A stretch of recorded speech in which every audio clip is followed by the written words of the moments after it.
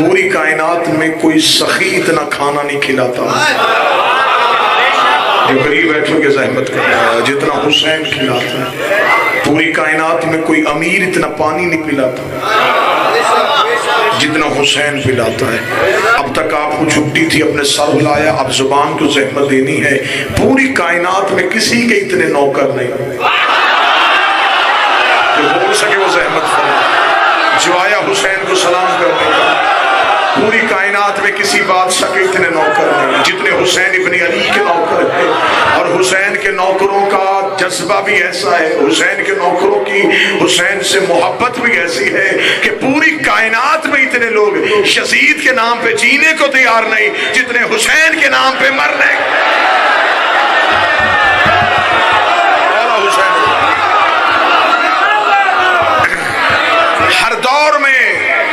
हर दौर के यजीद ने कोशिश की शायद हुसैन छूट जाए। हुसैन उभरता गया, हुसैन निखरता गया। इतना उभरा हुसैन, इतना उभरा हुसैन। आज हर मुसलमान की मजबूरी है हुसैन।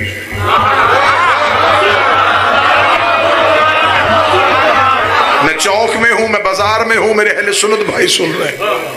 कोई भी हुसैन को छोड़ के जा नहीं सकता। बहुत बड़ी जंग जीत गया रसूल का बेटा। इमाम हुसैन अलैहिस्सलाम की करबला को समझो। आप अहले सुन्नत है, आप अहले सुन्नत रहे, अहले हदीस है, अहले हदीस रहे। समझे तो सही कि हुसैन की सच्चाई का नाम। इतनी बड़ी जंग जीत के गया है रसूल का बेटा।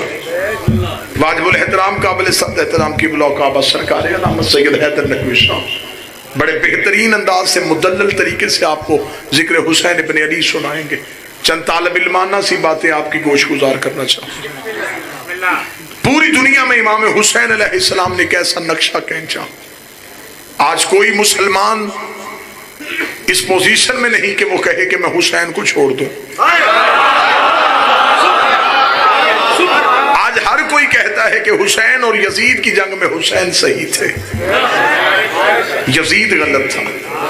लेकिन मेरा अहले सुन्नत भाई एक कदम थोड़ा आ गया। सिर्फ यजीद गलत नहीं था,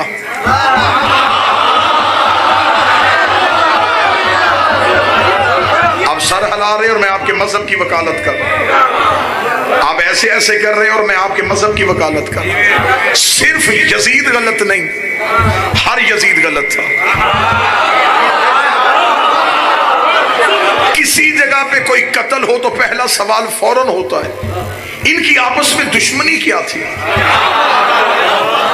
एक लम्हे के लिए बाजार में आ ही गए हो तो आज तय करते हैं हुसैन और यजीद की दुश्मनी क्या थी।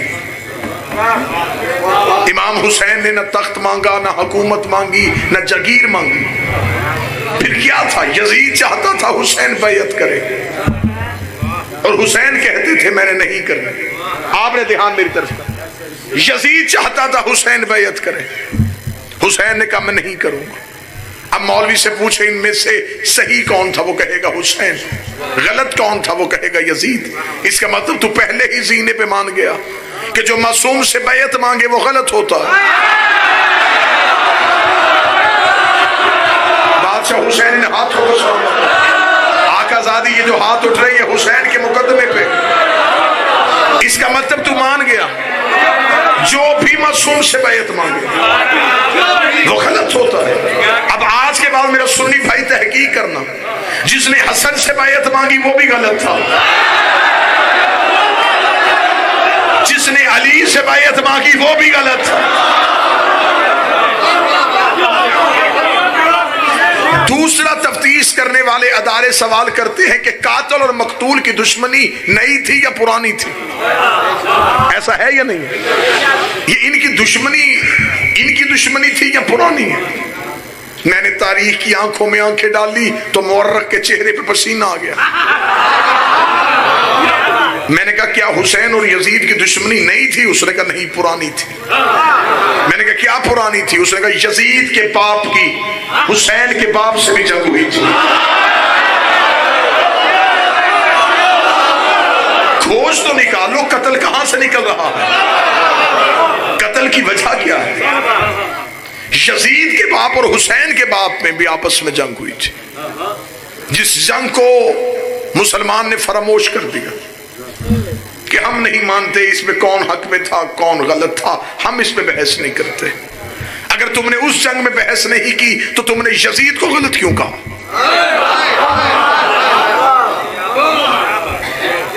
अगर तू हक और बादल का फैसला नहीं कर सकता तो फिर तूने हुसैन की बार हक का फैसला क्यों किया? जब मैंने मुअर्रख से पूछा क्या यजीद के बाप और हुसैन के बाप की दुश्मनी जाती थी, तारीख के कदम लड़खड़ाने लगे। उसका नहीं, मेरी मजबूरी है। यजीद के दादा की हुसैन के दादा से नहीं बनती थी।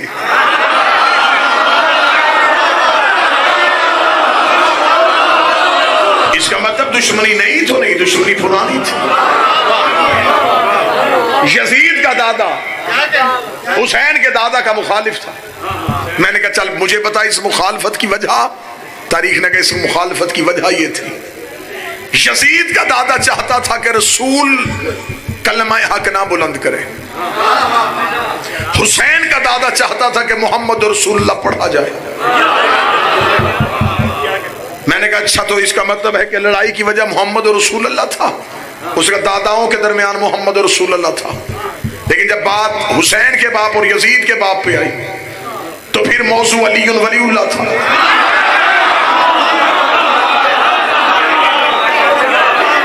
एक लम्हे के लिए मेरा सुन्नी भाई खोज लगाए, आज आपने किस मुंह से कह दिया कि सिर्फ यजीद गलत था?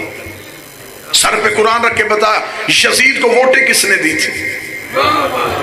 उसे तख्ते खिलाफत किसने दिया था? उसे ताज किसने पहनाया था? उसे तख्त पे बिठाया किसने था? वो 18,000 मुफ्ती कौन से थे? वो कारियाने कुरान कौन कौन से थे? किस किस शहर में उसका कौन कौन गवर्नर नाफिज था? इसका मतलब यजीद आजाद उम्मीदवार नहीं था, पार्टी के टिकट पे था।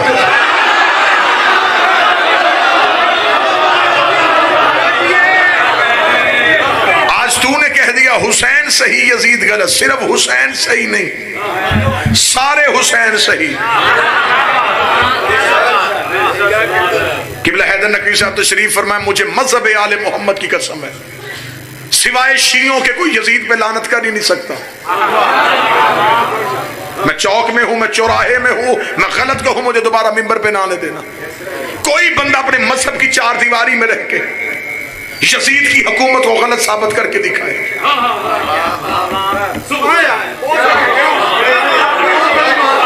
हमारी आंखों में धूल न झोंको कि मुहर्रम के दिनों में काले कपड़े पहन के हुसैन नहीं बन जाओ।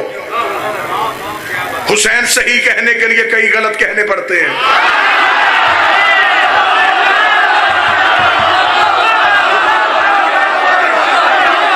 सिर्फ हुसैन सही, बस हुसैन सही नहीं। हक का साथ देना तो मेरा सुन्नी भाई पूरा दे।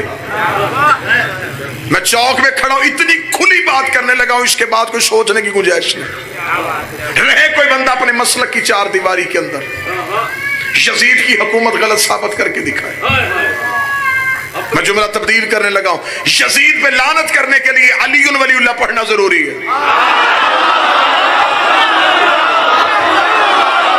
मौला हुसैन ने हाथों को कैसे हुकूमत गलत थी यजीद की। मेरे बाद भी मैं ही हूं, इनकी ताईद हासिल करना चाहूंगा। मेरे हम अकीदा है यजीद की हुकूमत कैसे गलत थी। आप बताएं, आपने नबी के बाद खिलाफत का पहला असूल क्या अपनाया था? मुसलमानों ने नबी के बाद खिलाफत का पहला असूल बनाया था अजमाए उम्मत। तुमने वोटों के जरिए नबी का खलीफा बनाया था। अगर तुमने नबी का वोटों से खलीफा बनाया तो यजीद के पास वोटें थी।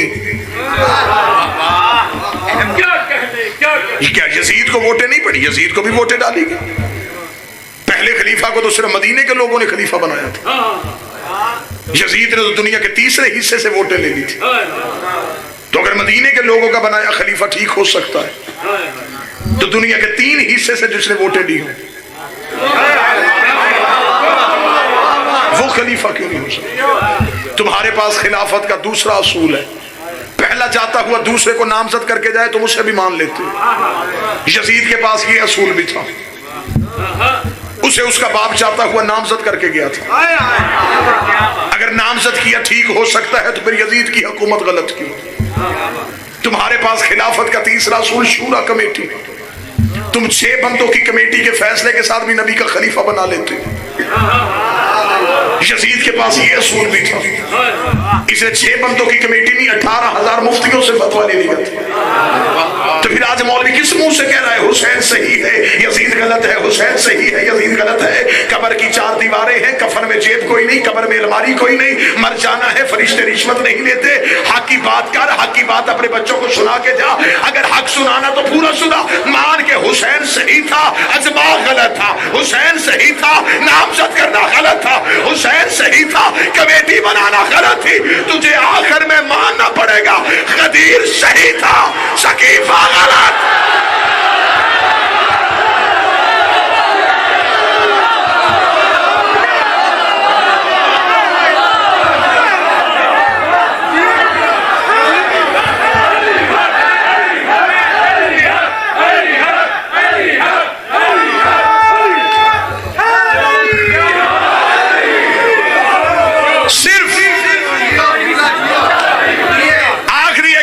क्योंकि मैंने ये मौजू इसलिए शुरू किया कि मजलिस बाजार में हो रही है। अहले सुन्नत भाई रात सोचना जरूर, सुबह तक सोचना। इमाम हुसैन अलैहिस्सलाम ने इनकार किया, मैं बैत नहीं करूंगा। उस दौर के मुसलमानों ने किसका साथ दिया? तू हमें कहता शियों ने कत्ल किया, उस टाइम तो शिया नहीं थे।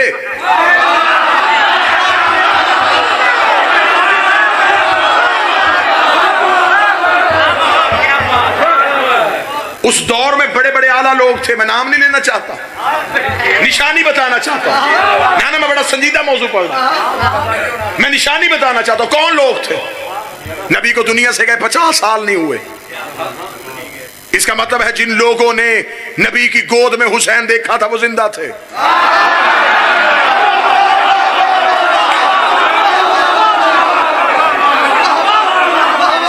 जिन लोगों ने नबी की पुष्ट पे हुसैन देखा था वो जिंदा थे।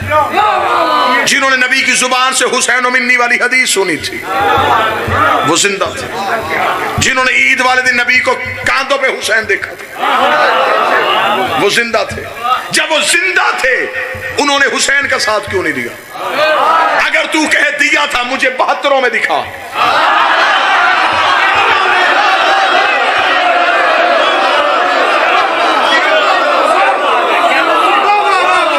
मैं फौरन अपना मौकफ तब्दील कर लूंगा, मैं उन लोगों की फौरन इज्जत शुरू कर दूंगा। मेरी मजबूरी है, मेरे जनून का नाम हुसैन है,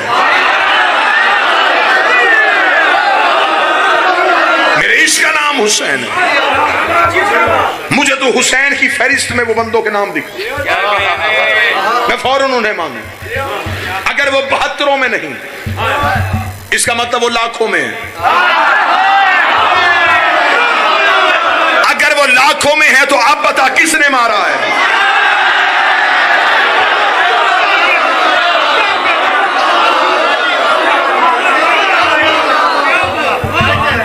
सच्चाई पढ़ रहा हूं मैं मिंबर पे, दांतों को पसीना आता है ये हकाइक पढ़ने के लिए, लेकिन मुझे कोई डर नहीं। हमें हथकड़ी का खौफ किया, हमें तो माए बचपन में कड़ी पहना देती।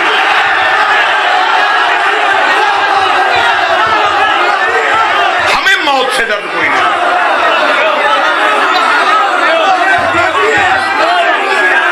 बिस्मिल्लाह।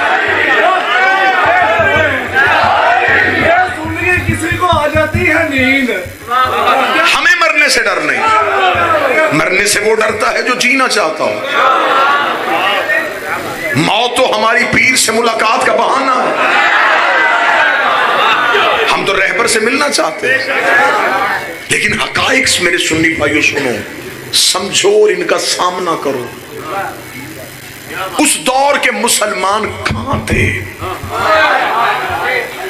यह भी नहीं हुआ कि इमाम हुसैन का कत्ल अचानक हो गया कि 26 रजब को हुसैन ने इनकार किया, 28 रजब को कत्ल हो गया। नहीं, 26 को इनकार किया, 28 को वतन छोड़ा। वो लोग मदीने में थे, हुसैन के साथ क्यों नहीं निकले?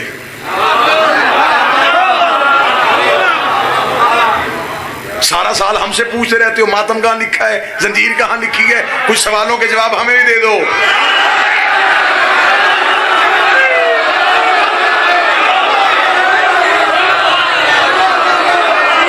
और हम इतने सादा लोग हैं, चिट्ठ आती है फौरन जवाब शुरू, मातम यहाँ लिखा है, मातम वहां लिखा है, तूने करना कर, नहीं करना ना कर।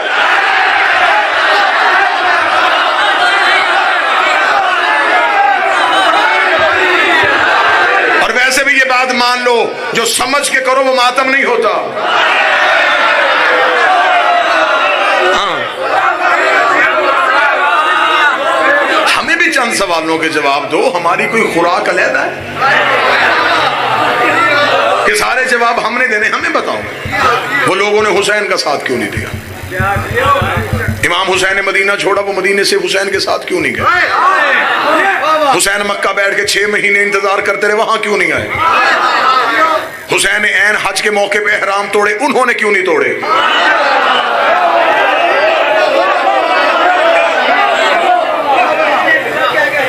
26 रजब को इनकार हो रहा है, हुसैन ने कहा नहीं करूंगा। और क्या कहने मेरे बादशाह तेरी नहीं के, हुसैन ने कहा नहीं करूंगा। वलीद ने यजीद को लिखा, एक हुसैन कह रहा नहीं करूंगा। हुसैन दरबार से निकले तो 72 ने कहा नहीं करेंगे।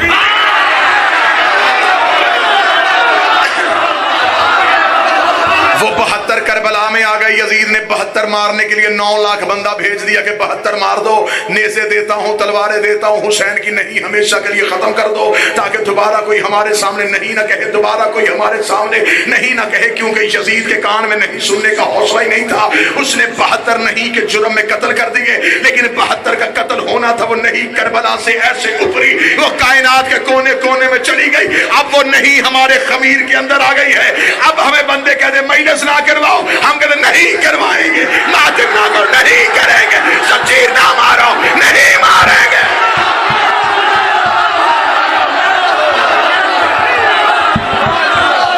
ये हमारे पास, ये है हमारे पास, हुसैन की नहीं, हमारी नहीं तुम हाँ में नहीं बदल सकते।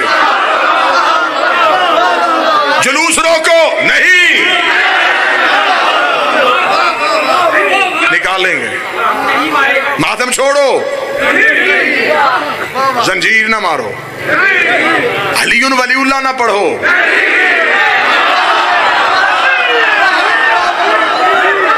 तेरे 9 लाख हमारे 72 की नहीं हाँ में नहीं बदल सके। तो आज तो हम तादाद में ज्यादा हैं। क्यों नहीं उस दौर के मुसलमानों ने हुसैन का साथ दिया? फजाइल पढ़ रहा हूं, इमाम हुसैन अलैहिस्सलाम के साथ क्यों ना निकले? 72 की फहरिस्त में उनका नाम नहीं है। अब आओ तुम्हें बताऊं हुसैन के जंग लड़ने का तरीका, हुसैन की हिकमत अमली, कितना बड़ा शुजा था मेरा बादशाह हुसैन।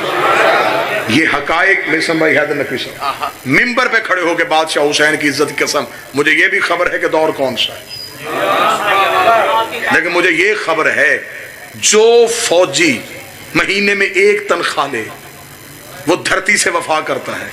हमें हुसैन दिन में 7 तनख्वाहें देता है।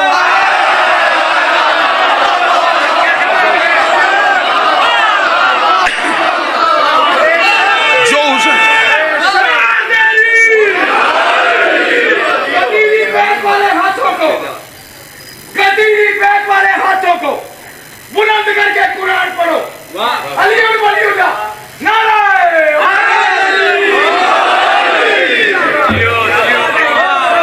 फिर चाहिए कि मिंबर से हकीकत हो। अब मैं बताऊं हुसैन की हिकमत अमली क्या थी। 4 कत्ल इससे पहले मदीने में उम्मत ने किए, छुपा दिए। फजाइल पढ़, पहला कत्ल रसूल का हुआ, कातिल छुप गया। आज कोई कत्ल खोलने के लिए भी तैयार नहीं। कातिल का नाम लेना तो दूर की बात है, कोई कत्ल लफ्ज कहने के लिए तैयार, क्योंकि साजिश के तहत हुआ था, कातिल छुप गया। बतूल का कत्ल दरवाजे पे हुआ, मैं फजाइल पढ़ूंगा। कातिल छुप गया। अली को मस्जिद में बदमाश के जरिए कत्ल करवाया गया। ये नहीं बताया कि असल कातिल कौन था, तलवार कहां से आई थी, जहर किसने भेजी थी, लालच किसने दिया था। कातिल छुप गया। हसन का कत्ल मदीने में हुआ। यह नहीं बताया कि जहर कहां से आई, तीर किस किस छत से आए, कपड़े का इशारा किसने किया था। कातिल छुप गया। 4 कत्ल सैयदों के मुसलमानों ने छुपा दिए। अब मैं हुसैन की हिकमत पढ़ने लगा हूं, आखिर तक मुझे ताई चाहिए। ये था हुसैन के लड़ने का अंदाज। हुसैन 4 के कातिल घेर के करबला ले आया। बैठा है कोई बंदा हुसैन सुनने वाला, बैठा है कोई गाजी का नौकर, कोई हुसैन का वफादार।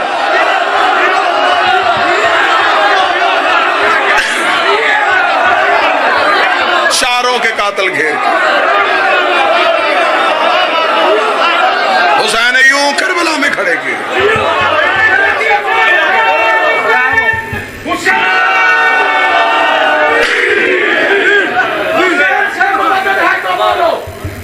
हुसैन से मदद है तो बोलो, अली और वलीउल्लाह, नाराए हैदरी। 9 लाख में हथेली जैसे मैदान में हुसैन ने किसी को झाड़ी का सहारा लेने का भी मौका नहीं दिया।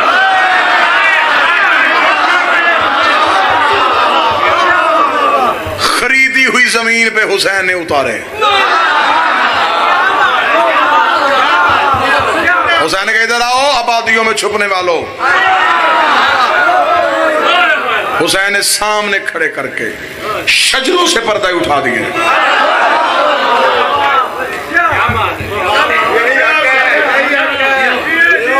जब 72 हुसैन के साथ आए थे, हुसैन ने उधर की जंग की हिकमत अमली बदली, इधर हुसैन ने करम की पॉलिसी भी बदल दी। ये नहीं कि दुश्मन के लिए अंदाज बदला और दोस्त के लिए वही मोहब्बत रही, दुश्मन के लिए भी अंदाज बदल दिया, दोस्त के लिए भी बदल दिया। हुसैन ने 72 पे नजर की। हुसैन ने एक भी रजी अल्लाह ने किया, सारे अलैहिस्सलाम कर।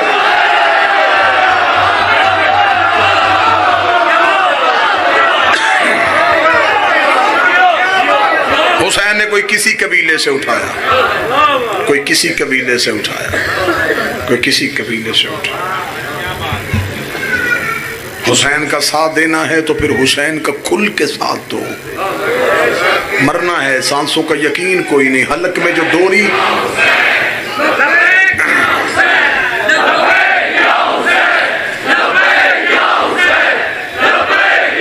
सारे बोलो, आखिर तक बोलो,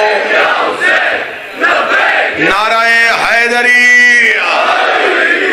बस फजाइल पे इक्तफा करूंगा, मुसाहिब भी मेरे हिस्से का मेरे भाई पढ़ेंगे। उनसे मैंने वक्त मुस्तार लिया था, उनकी मेहरबानी, उनकी आला ज़र्फ़ी, उन्होंने अपना वक्त मुझे अनायत फरमाया। चंद दिन के लिए सिर्फ ज़ियारत का मसला बना अरबाइन पे जाने वालों के लिए। ये है हुसैन की मोहब्बत। जान हलक में रुक गई। जिस जगह पे दहशतगर्दी का खतरा हो, लोग वहां से भागते हैं। हुसैन ने नौकरों पे पहला करम ये किया है, हमें मौत से डर नहीं लगता।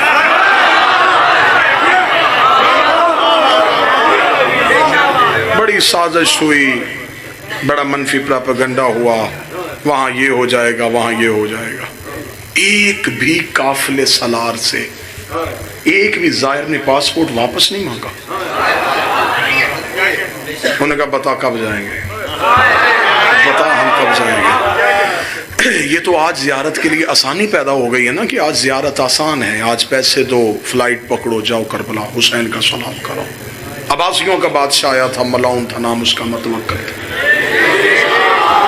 इसने आते ही कहा, इसने कहा मैं करबला की जियारत बंद करना चाहता हूं, ताकि कोई करबला हुसैन के सलाम के लिए न जाए। इसके मशीरों ने इसे कहा कि हर दौर की हुकूमत ने बड़ी कोशिशें की हैं, कब्र हुसैन पे हल चलाए गए हैं, फुरात का पानी छोड़ा गया है, ज़ियारत हुसैन नहीं रुक रही। इसे कहा मैं पॉलिसी तब्दील करता हूं, टैक्स इतना लगा दो। कि कोई भी हुसैन का नौकर इतनी महंगी जियारत सुन के करबला जाने का सोचे भी ना। अगले दिन ऐलान हो गया, टैक्स बढ़ गया है जी, जो जियारत हुसैन के लिए जाएगा इतना टैक्स सरकारी खजाने में जमा करवाएगा। अगले दिन अब्बासी बादशाह के तख्त के सारे पाइप टूट गए जब उसने देखा उसके शहर की सबसे गरीब औरत सबसे पहले आ गई।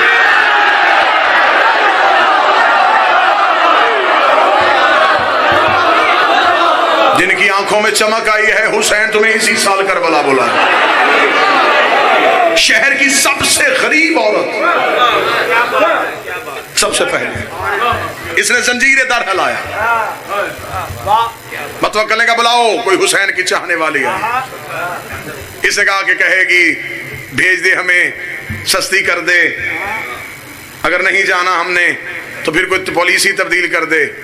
मतवक्कल की आंखें फटी की फटी रह गई। शहर की सबसे गरीब औरत ने दरबार पे कदम रखते ही मतवक्कल की तरफ देखा, मैंने सुना है कि ज़ियारत सस्ती हो गई है।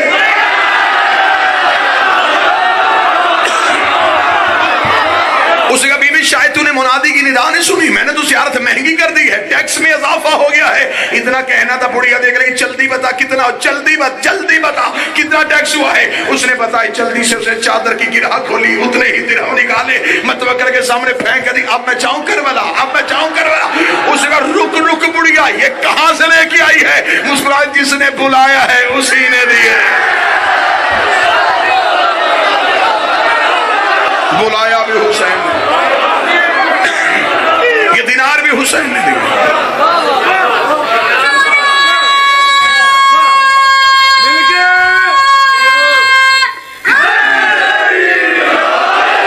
इसका बुढ़िया वापस जा, कल बताऊंगा क्या करना है। इसने मशीरों को बुला के कहा, उन्होंने कहा तुझे तो पहले कहा था हुसैन की ज़ियारत नहीं रुक सकती। इसका मैं रोकूंगा, अब टैक्स नहीं लगेगा। अब जो हुसैन की ज़ियारत के लिए जाएगा वो एक हाथ कटवाएगा।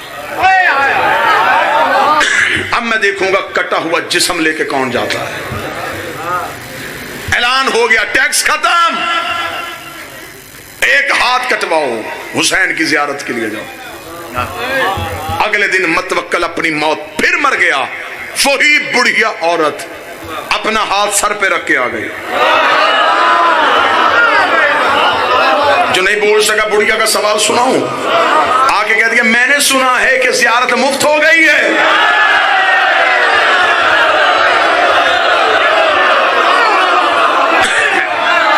मैंने सुना है कि अब तू पैसे नहीं मांग रहा। उसका बुढ़िया हाथ कटवाना है, वो कहती लेके आई। उसका सर पे क्यों रखा है? उसने कहा ये हुसैन का हो गया है।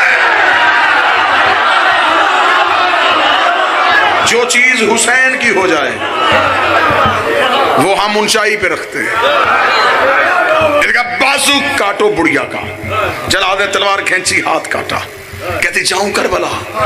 कहेगा ना ना ना, बायां भी कटवाओ, मैं देखूंगा तू ज़ियारत हुसैन के लिए जब तक रुकेगी नहीं, मैं जुल्म नहीं रोकूंगा। इसे चला सका, बाया बाजू काट, उसे बाया बाजू काटा, दोनों बाजू कटे हुए हैं। बुढ़िया देख दी, अब तो कह दे जाऊं करबला। उसका पांव काट बुढ़िया का, उसने पहला पांव काटा, बुढ़िया ने एक पांव पे हारा, कह दिया अब मैं जाऊं करबला। इसका दूसरा पांव काट, दूसरा पांव काटा, दोनों बाजू, दोनों पांव, इसका फेंक बुढ़िया को बाहर, ताकि आज के बाद कोई हुसैन का नाम ना ले।